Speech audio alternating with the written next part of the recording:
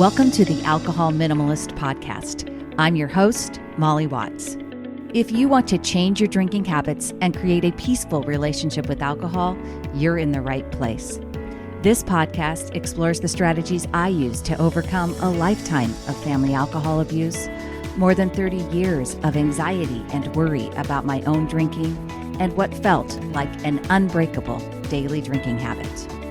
Becoming an alcohol minimalist means removing excess alcohol from your life so it doesn't remove you from life. It means being able to take alcohol or leave it without feeling deprived. It means to live peacefully, being able to enjoy a glass of wine without feeling guilty and without needing to finish the bottle. With science on our side, we'll shatter your past patterns and eliminate your excuses. Changing your relationship with alcohol is possible.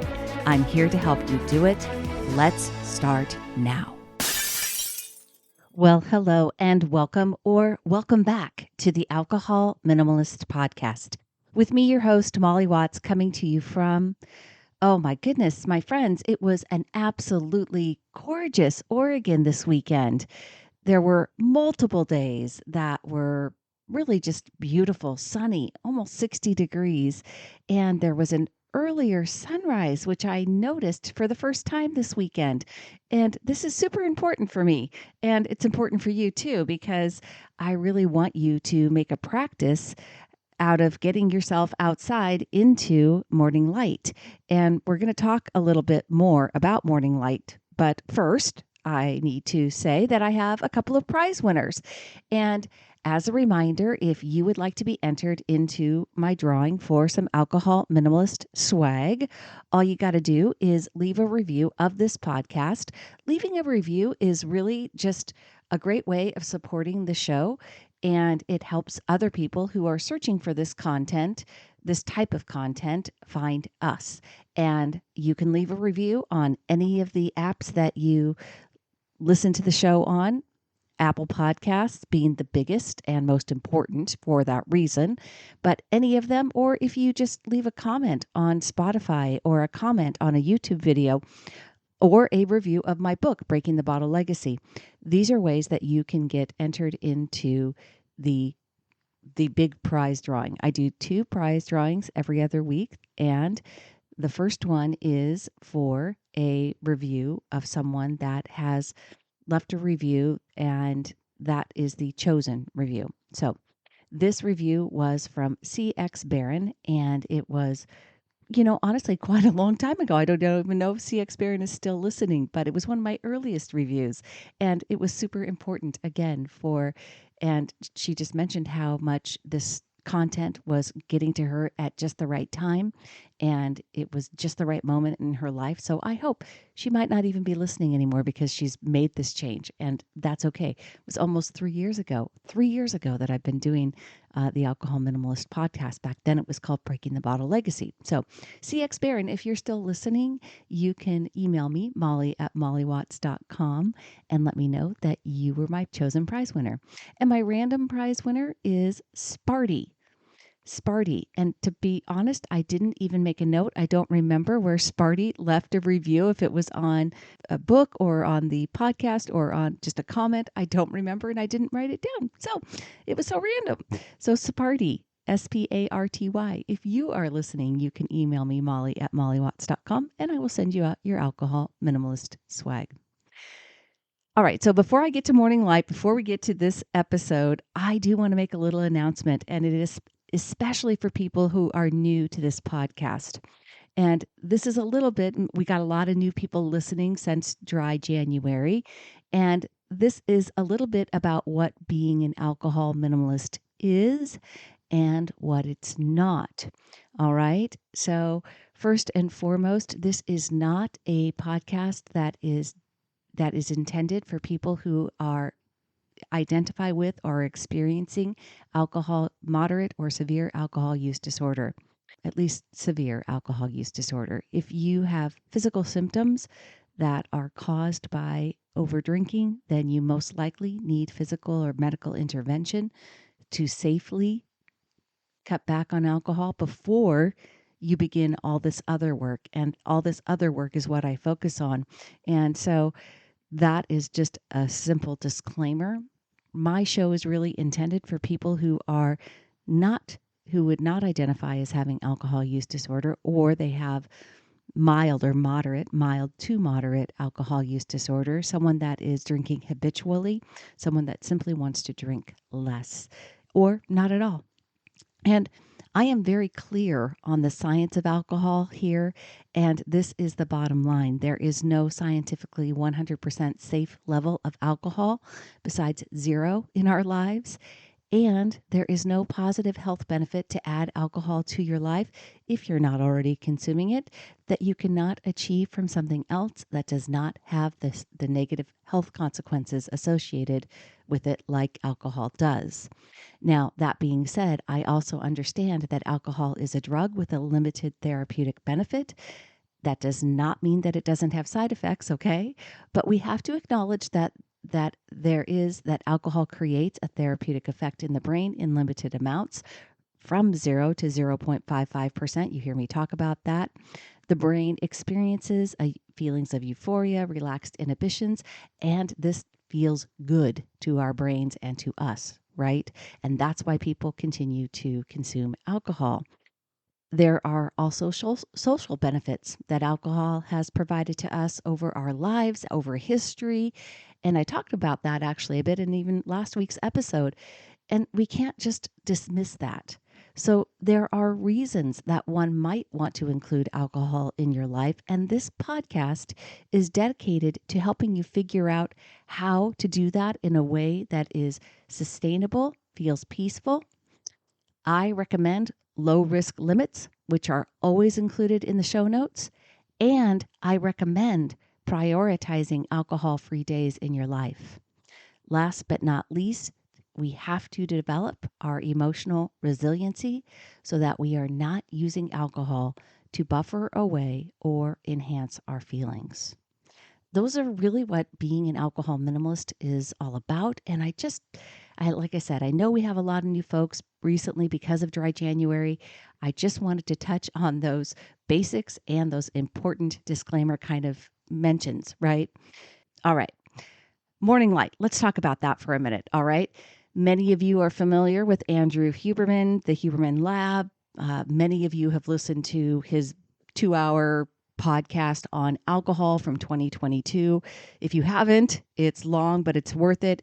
What alcohol does to your body, brain, and health, especially if your brain is still trying to argue on behalf of alcohol's preventative health benefits, you will walk out of that. Many people come out of that thinking they don't want to drink ever again. So, understand that.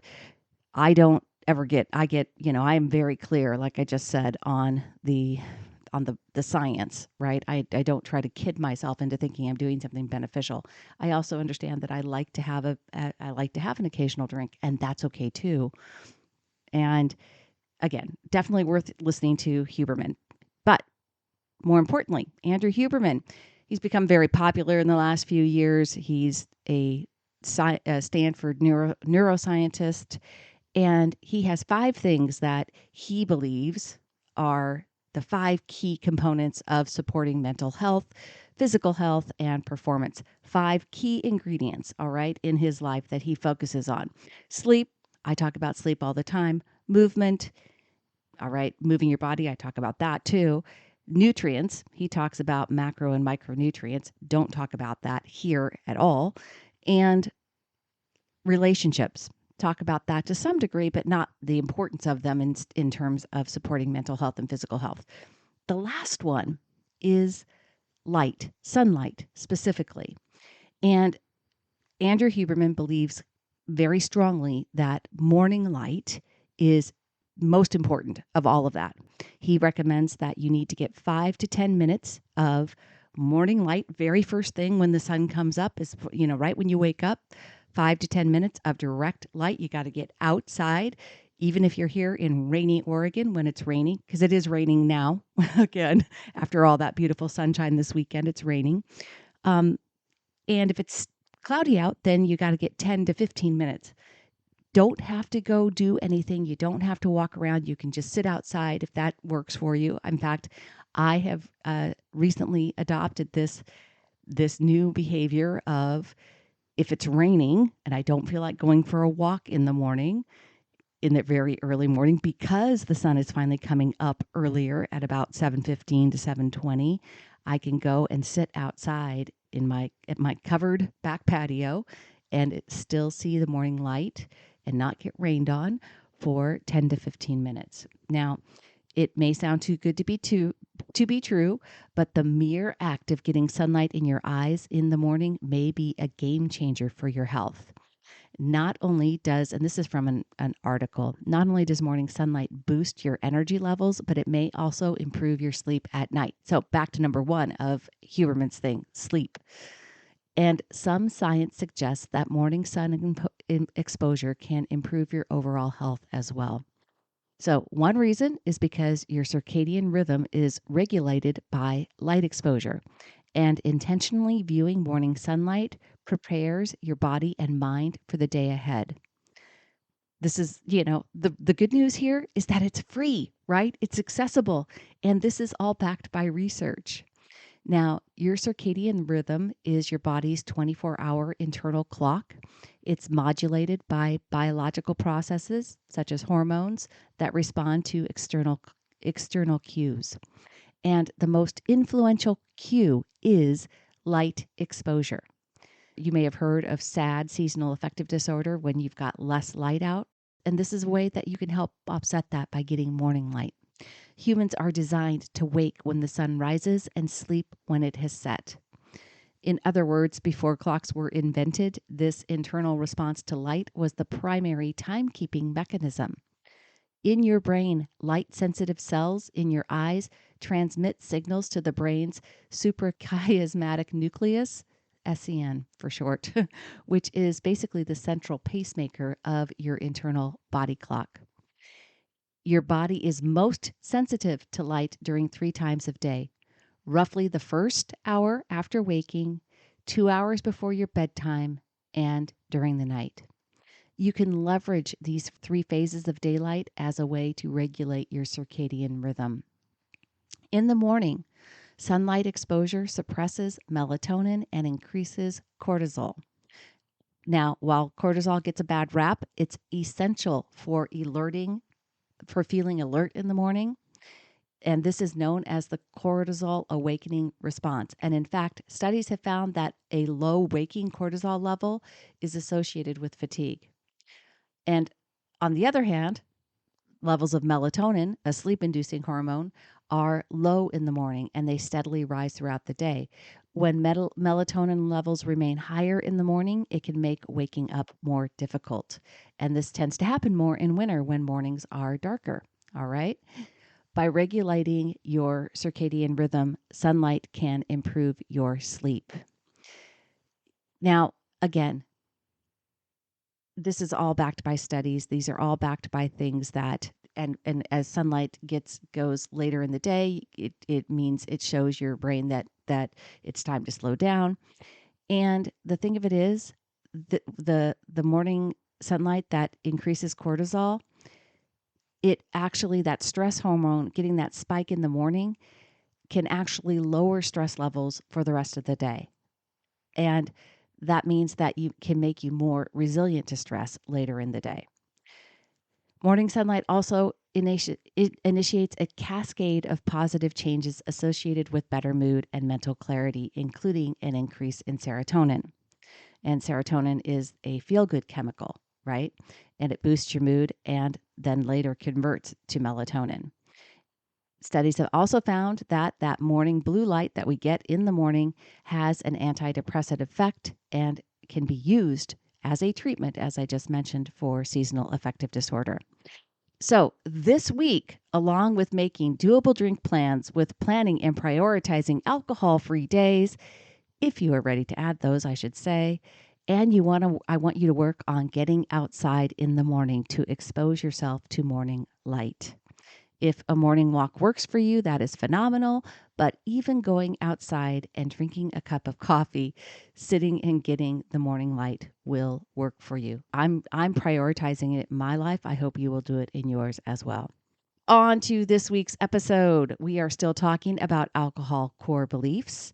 And as a reminder, I've been doing a series here on alcohol core beliefs. I will list all of the episodes in the show notes.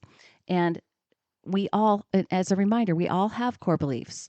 And what's most important about any core belief is that if the core belief isn't serving you, is knowing that it can be changed, right? Just because you have believed something in the past, and even if you have plenty of evidence in your brain to prove it true, it doesn't have to stay that way for the future. And even though many times people just think, oh, I just love the taste of red wine, I just love my beer, I love my cocktail, there is actually what I say is that there is a deeper core belief that you believe about alcohol and what alcohol is doing for you. And it's those alcohol core beliefs, the ACBs, not your ABCs, but your ACBs, that are often operating unconsciously. And they exist because we've repeated the same thought patterns over time. And now those beliefs are our alcohol core beliefs, and they fuel our desire to drink. Just like other core beliefs that we create about our world and ourselves, our beliefs about alcohol are reinforced by our family, by our friends, by televisions, movies, social media. And without questioning those beliefs or challenging them, our core beliefs around alcohol fuel our desire to drink. With repetition and the action of drinking, we build a habit system for alcohol. I have outlined 5 alcohol core beliefs, and you can learn more about them. You can learn more about how to challenge some of the beliefs and challenge the thoughts that you have that fuel those alcohol core beliefs over at mollywatts.com/mindmap. I created a mind map. I kind of outlined a couple of things about challenging those beliefs, and it's over at mollywatts.com/mindmap. The 5 alcohol core beliefs, as a reminder, are: number 1, alcohol really helps me relieve stress. Number 2, alcohol makes things more fun. Number 3, alcohol creates connection. And number 4, what we're talking about today, alcohol is my reward. The last one, alcohol, next week is alcohol keeps me going. We're going to talk about that next week. All right, alcohol is my reward. Again, this story runs in the unconscious, okay? We don't literally think all day long or all week long, alcohol is my reward, right? Instead, you might just have the thought, I deserve it. Or you don't even have a clear thought like that. You just fantasize during the stressful times during your workday about when you can have your wine, how it's all going to be better, right? You fantasize, you find yourself during boring moments of the day anticipating, looking forward to getting your drink when you get home after you've made it through the discomforts of the day. In a world where stress and challenges abound, it is an absolutely very common trap that many of us fall into, the belief that alcohol is a deserved reward for navigating the complexities of our life. This alcohol core belief can absolutely and does fuel the habit of drinking. And over time, obviously, if it continues, it can contribute to very heavy alcohol use. Now, we know, right, that the reward mentality isn't reserved for alcohol, right? Rewards are a significant part of our lives from the time we are kids. And in psychology, rewards are actually crucial to our survival. Here's a little psychology speak, all right? Quote, rewards are objects, events, situations, or activities that attain positive motivational properties from internal brain processes. They have the potential to 1, increase the probability and intensity of behavioral actions leading to such objects, learning, also called positive reinforcement. 2, they generate approach and consummatory behavior and constitute outcomes of economic decision making. And 3, they induce subjective feelings of pleasure and hedonia. Okay, that was scientific psychology speak, basically saying that rewards are crucial to our survival. All right. Now, I want to be clear here. We're not talking about the brain systems right now, or the part of the brain that I and others refer to as the reward system that is a part of habit formation. All right. No matter which alcohol core belief is your dominant core belief, our core beliefs unconsciously fuel our habits, which by definition is something that we do almost unconsciously, right? A thing that you do often, almost without thinking. That's what a habit is. And it is something that's usually especially hard to stop doing. And it does involve the parts of the brain that make up the reward system, quote unquote. So, underneath the unconscious behavior is an unconscious story. And for this alcohol core belief, the unconscious story is that alcohol is my reward, my prize, my treat for getting through the day or the week. So, the fact that we have a reward mentality is part of being human. And the fact that we've turned alcohol into a reward is understandable, and it's all fueling our reward system inside the brain. Hey everyone, just a quick break to talk with you about Sunnyside. Now, you've heard me mention Sunnyside many times before. You've heard me talk with Nick and Ian, the founders of Sunnyside, and I just want to share with you why I am so passionate about this company. They are way more than just a drink tracking app. They are really about helping people create a mindful relationship with alcohol. And they stand for a life that is about having more, not less, right?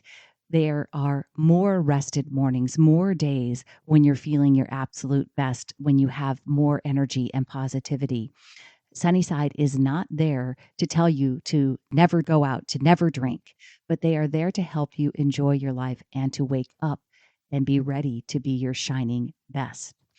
It is not an all or nothing approach. It is friendly, it is approachable, and it is absolutely judgment free. They want to be a solution that fits into your unique lifestyle, and I think that's exactly what they've created. You can register for a free 15-day trial. Go to www.sunnyside.co/minimalist to get started. That's www.sunnyside.co/minimalist to try Sunnyside today. Why do we turn to alcohol? Now, number one, cultural influences. All right. Societal norms, cultural influences often play a significant role in shaping our beliefs about alcohol. And definitely the messages that we are sent are that alcohol is a well-deserved reward, and it's perpetuated through various media, from advertisements to social gatherings. So it's understandable why, not only through repeated behavior, but why this core belief exists for you, because it's reinforced by our friends, by our family, by our media, right? Number two, there is a definitive cultural belief that alcohol, it relieves stress. So go back to alcohol core belief number one, right? The reason it's number one is number one for a reason. And that stress relief perception, this idea that alcohol is something that provides stress and stress relief, is a shared perception amongst society. And that actually fuels the reason that people turn to alcohol as a reward. The belief that a drink is a deserved reward for hard work. Okay. So that's the difference, right? The hard work. The reward is part of the coping with stress or the relief from the hard work, and it becomes very ingrained. Number three, a reason that we see alcohol, or the alcohol core belief, this is my reward, becomes more and more ingrained, is because of the fact that we celebrate with alcohol, right? So if it's hard to not think of a reward being something that, is associated with celebration, right? It's a treat, it's a reward, it's a festive, it's a rejoicing kind of occasion. You have a baby, people toast you with champagne. You get married, people toast with champagne. You go, you graduate, you have a big party and everybody has alcohol. You have a birthday, people buy you shots. It is often linked with celebrations and milestones, further reinforcing the idea that it is a deserved reward during moments of joy and achievement. And again, you don't realize, right, that this core belief is getting fueled by all of these things, but it is. And when you hold on to alcohol is my reward as a core belief, it is something that fuels your habitual behavior. Associating alcohol with reward triggers the brain's pleasure, reward, and reward system. All right, so go back to now we're going to talk about the actual brain system, because over time, this psychological reinforcement can lead to a habitual connection between alcohol consumption and positive feelings. This is important. The brain's reward system and dopamine, all right? Central to the allure of alcohol as a reward is the brain's reward system, governed by the neurotransmitter dopamine. Now, scientific studies have consistently shown that alcohol consumption triggers the release of dopamine in the brain's reward pathways. You've heard me talk about it before. Dopamine is referred to as a feel-good transmitter, and the surge of it creates a pleasurable sensation, reinforcing the desire to repeat this behavior that led to its release. So we've got our belief system that alcohol is our reward that fuels the habit and fuels our desire to drink. We drink repetitively, and as we drink repetitively, associating it with positive feelings, we reinforce a habit system for alcohol. Over time, the brain forms associations between alcohol and various emotional states. Psychologists term these as conditioned responses, right? And if one consistently turns to alcohol as a reward, the brain becomes conditioned to view it as an integral part of our emotional response and our emotional experience. It's very possible that the perception of alcohol as a reward and support becomes ingrained, and it fuels and it explains our brain's mechanisms. Recognizing that conditioning and the associations and our thoughts that lead to it is how we can begin to change our habit patterns and change our relationship with alcohol. In the mind map that you can get over on the website, I share the basics of my 4S new belief system, because we have to start believing something different. We have to start challenging our core beliefs and to create new beliefs. To create new beliefs, we have to practice new thoughts. And it's a tool that you can use to challenge alcohol is my reward. And the core belief, like I said, you don't come out thinking alcohol is my reward, but you might have the thought, I deserve it. I've been really good. I get to treat myself. Alcohol is just my one vice. It's not really a problem. These are all thoughts that fuel alcohol is my reward as a core belief. And if you have ever had the thought, I get to have a drink, that's another sign that alcohol is my reward might be your dominant core belief. To change our core beliefs, we need to challenge those unconscious automatic thoughts that support them, and we need to practice new thoughts. New thoughts lead to new feelings, lead to new actions, lead to new results. That's the behavior map result cycle in practice, right? The 4S new belief system that I touch on in the mind map. First, you've got to see. You've got to notice your old thoughts when they happen. We cannot change what we cannot see. I say it all the time. And taking time to pause when you notice you're feeling the desire to drink and asking yourself, what am I thinking? All right. We've got to see our thoughts. The next one is soothe. Normalize your thinking. Whatever thoughts you uncover, you've got to remind yourself that it's just one thought, one perspective. It's not a fact. It's just what you've trained your brain to believe. You can believe something different. You've just got to practice it. But you don't want to make it wrong, all right? You've just got to normalize what you've been thinking. You've got to soothe your brain. You've got to say, hey, it's okay. I understand why you think this way. We're going to work on something new. Separate is the third S. There are facts that are non-negotiable and 100% of us would agree on. The rest is just a story. It's the subjective narrative we've believed because that's the story we've repeated. Ask yourself what else is true. Ask yourself to uncover what is actually the fact, the data, the neutral, the event, the circumstance, to describe it in neutral language. You've got to separate the facts from the fiction. And the last S is shift. What's my next best thought? You can't change ingrained beliefs overnight. It takes repetition and practice.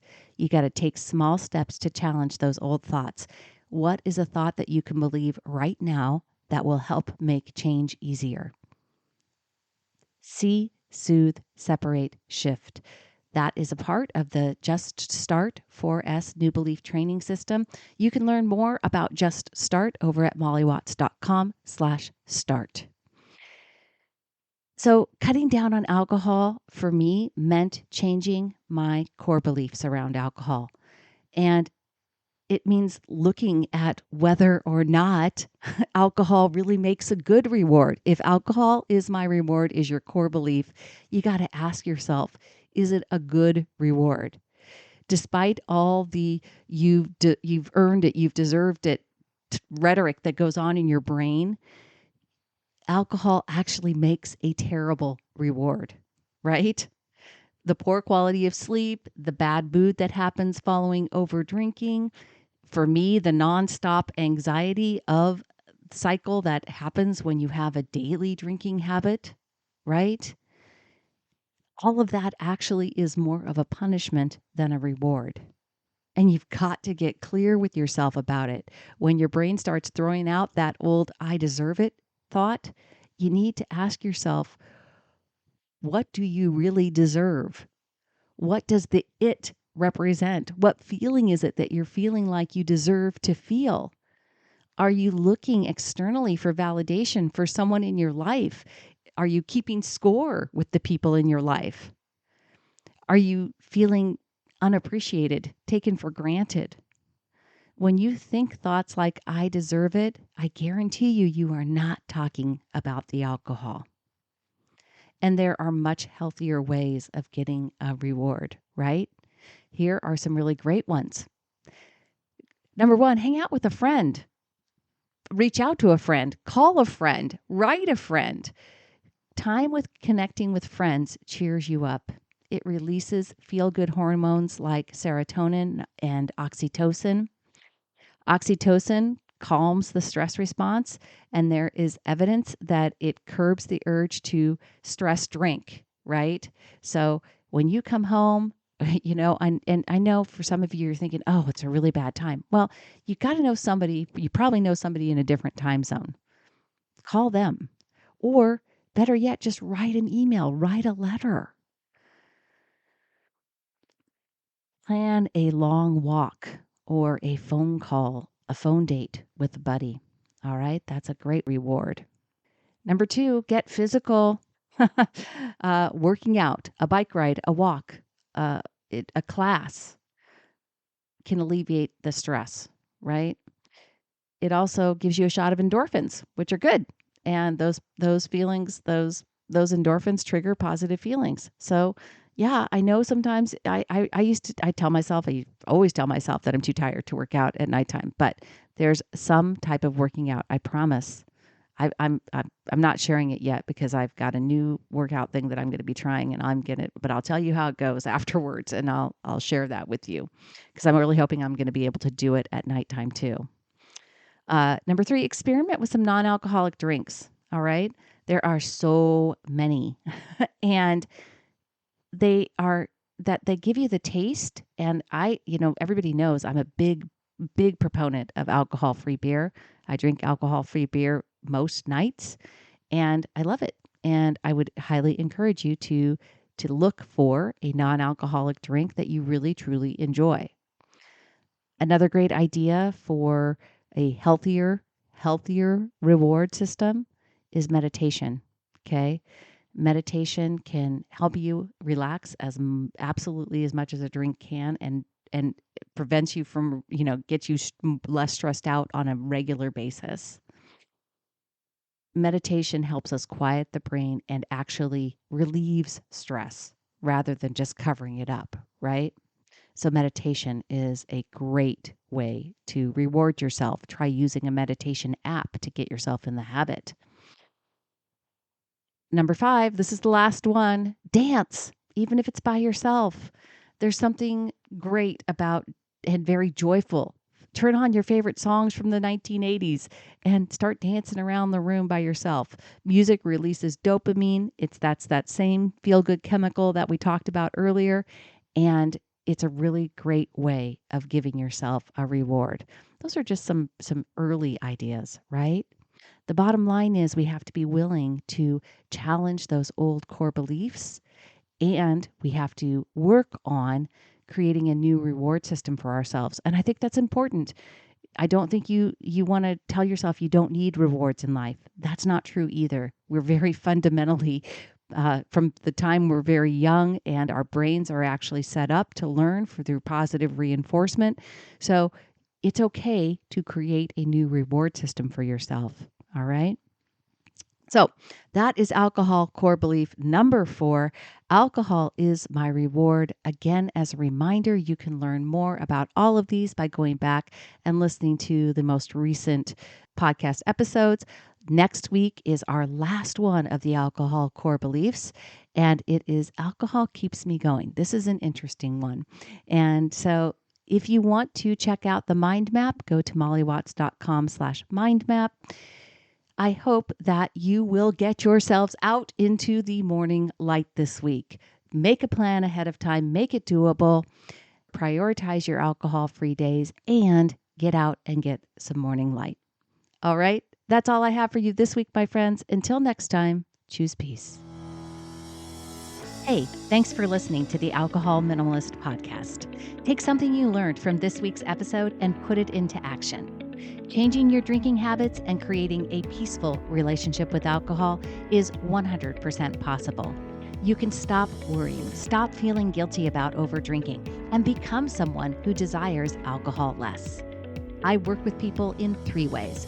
You can learn about them over at www.mollywatts.com/workwithme. Or better yet, reach out to me directly. It's molly@mollywatts.com. We'll jump on a call and discuss what's best for you. This podcast is really just the beginning of our conversation. Let's keep it going.